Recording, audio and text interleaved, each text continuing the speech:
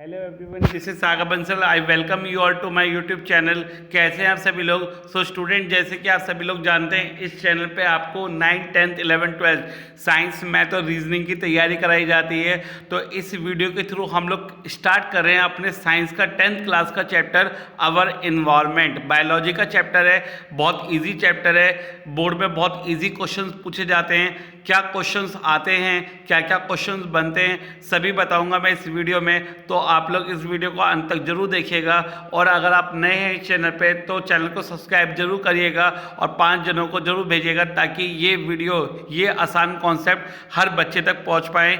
Right, हर बच्चे का सपना अच्छा पढ़ना, तो आप हर बच्चे तक इस वीडियो को ज़रूर पहुंचा दें। राइट, मैं आपके साथ हमेशा रहूँगा, ऐसी वीडियो लाता रहूँगा। राइट, अगर आपको समझ में आती है वीडियो तो वीडियो को लाइक ज़रूर करिएगा और अंत तक ज़रूर देखिएगा। हो सकता है इसी वीडियो में आपके लिए एक अच्छा क्वेश्चन आ जाए और आप लोग ईजिली उसे अटैम्प्ट कर लें। तो ज़्यादा समय ना वेस्ट करते हुए स्टार्ट करते हैं आपका चैप्टर अवर एनवायरनमेंट।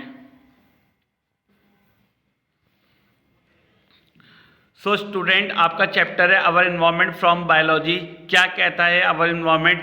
जैसे कि आप 7th 8th 9th क्लास में भी पढ़ के आ चुके हैं इन्वायरमेंट के बारे में, वही चीज़ आपकी फॉरवर्ड हो रही है कि इन्वायरमेंट क्या होता है, कितने इसके अंदर फैक्टर्स होते हैं, वेस्ट क्या होते हैं, राइट, एनर्जी कैसे ट्रांसफॉर्म होती है, ऑटोट्रॉप्स क्या होते हैं, हेटरोट्रॉप्स क्या होते हैं, ट्रॉपिक लेवल्स क्या होते हैं, और effect of men's activities on environment, यानी कि जो इंसानों की जो एक्टिविटीज़ हैं वो आपके इन्वायरमेंट पे कैसे अफेक्ट कर रही हैं और उन्हें हम कैसे ठीक कर सकते हैं। तो ये सब हमें इस चैप्टर के अंदर बच्चों पढ़ना है। तो पहला टॉपिक है आपका इन्वायरमेंट से रिलेटेड, जो फिजिकल और बायोलॉजिकल वर्ल्ड जिसके हम अंदर रहते हैं, जो फिजिकल और बायोलॉजिकल वर्ल्ड जिसके हम अंदर रहते हैं उसे एक इन्वायरमेंट बोला जाता है। ठीक है, आसपास के सराउंडिंग को इन्वायरमेंट बोला जाता है, जिसके अंदर एयर होती है, वाटर बॉडीज होती हैं, सॉइल होते हैं, प्लांट्स होते हैं, एनिमल्स होते हैं, हम लोग ह्यूमन बींग्स होते हैं, माइक्रो ऑर्गेनिजम्स होते हैं लाइक डिकम्पोजर्स, जो हमारी बॉडी को डिकम्पोज करने के लिए काम आते हैं, उन्हें बच्चों माइक्रो ऑर्गेनिज्म बोला जाता है, जैसे कि bacteria, fungi and so on. तो उन्हें डिकम्पोजर्स और माइक्रो ऑर्गेनिजम्स वो होते हैं। तो ह्यूमन बींग आपका अकेला ऐसा रेस्पॉन्सिबल है, एक ऐसा अकेला रेस्पॉन्सिबल ऑर्गेनिज्म है जो आपके नेचुरल इन्वायरमेंट को क्या करता है, चेंज कर देता है। जो आपके नेचुरल इन्वायरमेंट को क्या कर देता है बच्चों, चेंज करता है, हार्म करता है, to fulfil their needs of food, अपनी नीड्स को फुलफिल करने के लिए, किसकी, फूड की, क्लोथिंग की, हाउसिंग की, ट्रांसपोर्ट की एंड सो ऑन, अपनी नीड्स को पूरा करने के लिए वो नेचुरल इन्वायरमेंट को क्या करता है, हार्म करता है। कौन? Human being. नाउ इसके बाद बात करते हैं what are biodegradable and non biodegradable wastage. तो बायोडिग्रेडेबल और नॉन बायोडिग्रेडेबल वेस्टेज क्या होते हैं बच्चों, वो हमें इस टॉपिक में पढ़ना है। तो वो सारे वेस्ट जो कि ब्रोकन डाउन हो जाते हैं, जो कि टूट जाते हैं, किसमें, नॉन पॉइजनस सब्सटेंसेज में, due to course of time by the action of microorganism. यानी कोई भी एक ऐसी चीज़ जो आपकी एक जगह पड़ी है और वो अपने आप ही डिकम्पोज हो जाएगी, खत्म हो जाएगी बैक्टीरिया की हेल्प से, उसे आप बायोडिग्रेडेबल वेस्टेज बोलते हो। बच्चों क्या बोलते हो? बायोडिग्रेडेबल वेस्टेज बोलते हो। राइट, फॉर एग्जाम्पल कैटल डंग है, कंपोस्ट है, फ्रूट एंड वेजिटेबल पील्स है, लीव्स हैं, पेपर हैं, and they do not pollute the environment. वो आपके एनवायरनमेंट को पॉल्यूट भी या फिर हार्म भी नहीं करते हैं, तो वो आपके बायोडिग्रेडेबल वेस्टेज में आते हैं। राइट स्टूडेंट्स, नाउ आगे चलते हैं। आपके नॉन बायोडिग्रेडेबल वेस्ट क्या होते हैं? आपके नॉन बायोडिग्रेडेबल वेस्ट वो वेस्ट होते हैं जो आपके छोटे छोटे पार्टिकल में या फिर नॉन पॉइजनस सब्सटेंस में कन्वर्ट नहीं होते नेचर में, उन्हें नॉन बायोडिग्रेडेबल वेस्ट बोलते हैं। जैसे आपका डीडीटी। डीडीटी क्या होता है बच्चों? Dichloro diphenyl trichloro ethane. Dichloro diphenyl trichloro ethane, ये क्या होता है बच्चों? आपका डीडीटी होता है। क्या होता है बच्चों? आपका DDT, dichloro diphenyl trichloro ethane. ये आपका नॉन बायोडिग्रेडेबल सब्सटेंस होता है जो हमारे बॉडी को हार्म करता है या क्रॉप्स को भी हार्म करता है, नेचर को हार्म करता है। प्लास्टिक है, पॉलीथीन बैग्स है, मेटल आर्टिकल है, रेडियो एक्टिव वेस्ट है, ये सारे बच्चों आपके नॉन बायोडिग्रेडेबल वेस्ट होते हैं जो आपके इन्वायरमेंट को, प्रकृति को हार्म करते हैं। राइट, नेचर को हार्म करते हैं। तो डीडीटी जो आपका होता है डाइक्लोरो डाइफिनाइल ट्राइक्लोरोथेन, वो आपकी फूड चेन में क्या होता है, फ्रॉम क्रॉप्स टू मैन। तो इसलिए मैंने आपको बोला था कि पहले वो क्रॉप्स को हार्म करेंगे, फिर वो जब हम क्रॉप्स यानी कि जो फल सब्जियां हमारे घर में आएंगी तो फिर वो हमारे बॉडी में या फिर अदर एनिमल्स की बॉडी और बर्ड्स को भी हार्म करेंगी। ठीक है, अब why some substance are biodegradable and some substance are non biodegradable. तो जो आपके डिकम्पोज हो जाते हैं वो आपके बायोडिग्रेडेबल, और जो डिकम्पोज नहीं हो पाते वो आपके नॉन बायोडिग्रेडेबल। ठीक है बच्चों, तो जो आपके बैक्टीरिया से या माइक्रो ऑर्गेनिज्म से डिग्रेड हो जाते हैं वो आपके बायोडिग्रेडेबल होते हैं, और जो नहीं हो पाते वो आपके नॉन बायोडिग्रेडेबल होते हैं। सही है, आगे चलें। चलिए, ये आप एक बार देख लेंगे, ये टॉपिक्स आप पढ़ लेंगे। अगर आपको इस चैप्टर की वीडियो चाहिए, पीडीएफ चाहिए, तो आप कमेंट बॉक्स में ज़रूर लिख दीजिएगा अपने फ़ोन नंबर के साथ, मैं आपको शेयर कर दूंगा। राइट, सो इसके बाद हम लोग बात करते हैं जो शॉपिंग बैग्स होते हैं वो आपके कॉटन क्लॉथ और पेपर के क्यों बनाए जाते हैं आज, वो आपके प्लास्टिक के क्यों नहीं बनाए जाते। क्योंकि बच्चों पेपर और जो आपका कॉटन क्लॉथ होता है वो आपके बायोडिग्रेडेबल मटेरियल होते हैं। कैसे होते हैं, बायोडिग्रेडेबल। ठीक है, बट जो आपकी प्लास्टिक है वो आपकी एक नॉन बायोडिग्रेडेबल सब्सटेंस होती है, यानी इन्वायरमेंट को आपको हार्म करती है, इसलिए आज प्लास्टिक बैग का इस्तेमाल नहीं करा जाता। ठीक है बच्चों, इसके बाद टॉपिक आता है आपका इकोसिस्टम। क्या टॉपिक आता है आपका, इकोसिस्टम क्या होता है। ठीक है, इकोसिस्टम क्या है, एक सेल्फ कंटेन्ड यूनिट है ऑफ लिविंग थिंग्स की। क्या है बच्चों, एक सेल्फ कंटेन्ड यूनिट है लिविंग थिंग्स की, जैसे प्लांट है, एनिमल्स हैं, डिकम्पोजर्स हैं, and their non living environment like soil, air, water and so on. तो यानी कि एक ऐसी यूनिट है जिसके अंदर लिविंग थिंग भी है और आपके नॉन लिविंग एनवायरनमेंट भी है, that is called ecosystem. Right, for example grassland है, फॉरेस्ट है, डेजर्ट है, माउंटेन है, पॉन्ड है, रिवर है, लेक है, सी है, ये सब बच्चों आपके क्या होते हैं, एक इकोसिस्टम होते हैं। इसमें आपका डेजर्ट है, ग्रासलैंड है, फॉरेस्ट है, क्रॉप फील्ड है, माउंटेन है, ये आपके टेरेस्ट्रियल इकोसिस्टम होते हैं। ये टेरेस्ट्रियल इकोसिस्टम क्या होते हैं, जो लैंड के ऊपर होते हैं, इन्हें बोलते हैं लैंड बेस्ड इकोसिस्टम। पॉन्ड्स है, लेक्स है, रिवर, सी है, ये आपके एक्वेटिक इकोसिस्टम होते हैं। एक्वेटिक मतलब पानी वाले। ठीक है, आर्टिफिशियल इकोसिस्टम, ये सब आपके इनमें से आर्टिफिशियल भी होते हैं और नेचुरल भी होते हैं। आर्टिफिशियल इकोसिस्टम कौन कौन से होते हैं, जैसे क्रॉप फील्ड है, गार्डन्स हैं, पार्क हैं, एक्वेरियम है, तो ये आपके मैन मेड होते हैं, मैन के द्वारा बनाए हुए होते हैं, तो इसलिए मैन मेड इकोसिस्टम होते हैं। ठीक है, इसके बाद आता है बच्चों कंपोनेंट ऑफ इकोसिस्टम।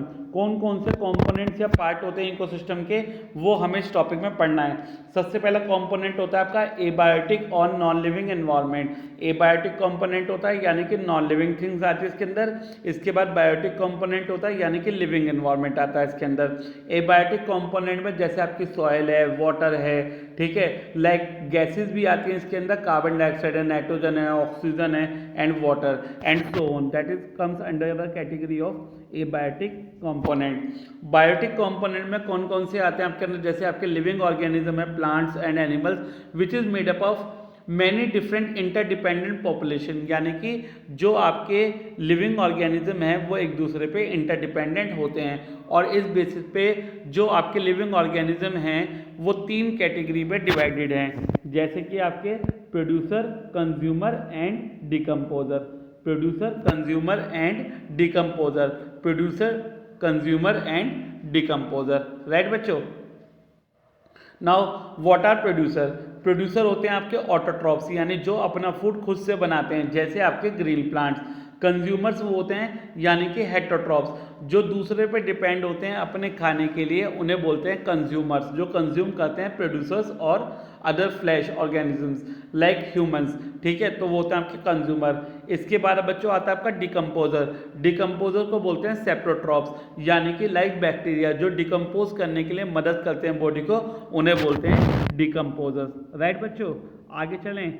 इसके बारे में हम डिटेल में थोड़ा सा पढ़ लेते हैं कि प्रोड्यूसर क्या होते हैं। प्रोड्यूसर आपके वो ऑर्गेनिज्म होते हैं जो आपका कार्बन डाइऑक्साइड, वाटर, सनलाइट और क्लोरोफिल की हेल्प से, यानी कि बोले तो फोटोसिंथेसिस की हेल्प से अपना फूड खुद प्रिपेयर करते हैं, बच्चों वो प्रोड्यूसर होते हैं। जैसे आपके ग्रीन प्लांट्स हैं, ब्लू ग्रीन एल्गी है, वो आपके प्रोड्यूसर की कैटेगरी में आते हैं। कंज्यूमर यानी जो कंज्यूम करते हैं फूड को, जो दूसरे पे डिपेंड होते हैं अपने फूड के लिए, उसे कंज्यूमर बोलते हैं। ठीक है, जैसे कि आपको पता है जैसे कंज्यूमर होते हैं वो डायरेक्टली और इनडायरेक्टली किस पे डिपेंड होते हैं, ग्रीन प्लांट्स पे या मीट पे डिपेंड करते हैं अपने फूड के लिए, राइट। तो वो आपके कंज्यूमर की कैटेगरी में आते हैं। अगर हम फूड की हैबिट की बात करें तो कंज्यूमर आपके 3 टाइप से डिवाइडेड होते हैं या क्लासीफाई होते हैं। कितने टाइप से बच्चों? 3 टाइप से। कौन कौन से होते हैं कंज्यूमर? हर्बीवोर, कार्निवोर और ओमनिवोर। कितने टाइप के कंज्यूमर होते हैं आपके? 3 टाइप के होते हैं, हर्बीवोर, कार्निवोर और ओमनिवोर। तो हर्बीवोर आपके वो ऑर्गेनिज्म होते हैं जो सिर्फ ग्रीन प्लांट खाते हैं। क्या खाते हैं? ग्रीन प्लांट खाते हैं। जैसे आपका काऊ है, गोट है, हॉर्स है, डियर है, तो ये आपके बच्चों हर्बीवोर होते हैं। इन्हें हम क्या बोलते हैं? Primary consumer. अगर पेपर में पूछा जाए प्राइमरी कंज्यूमर कौन होते हैं, तो आप लोग ध्यान रखेंगे कि प्राइमरी कंज्यूमर आपके हर्बीवोर्स होते हैं। इसके बाद बात करते हैं कार्निवोर की। कार्निवोर कौन से ऑर्गेनिज्म होते हैं? कार्निवोर्स आपके वो एनिमल्स होते हैं जो आपके अदर एनिमल्स के ऊपर फीड करते हैं, जस्ट लाइक कार्निवोर। जैसे आपके लॉयन है, टाइगर है, लिजर्ड है, स्नेक है, हॉक है। स्मॉल कार्निवोर्स यानी कि सेकेंडरी कंज्यूमर जो छोटे ऑर्गेनिज्म के ऊपर फीड करते हैं, जैसे फ्रॉग है, लिजर्ड है, बर्ड है। और लार्ज कार्निवोर को टर्चरी कंज्यूमर बोलते हैं, जैसे आपका लॉयन है, टाइगर है, हॉक है। तो ये आपके टर्चरी कंज्यूमर में आते हैं, आप लोग ध्यान रखेंगे। इसके बाद आपका टॉपिक आता है ओमनिवोर। ओमनिवोर्स क्या होते हैं आपके?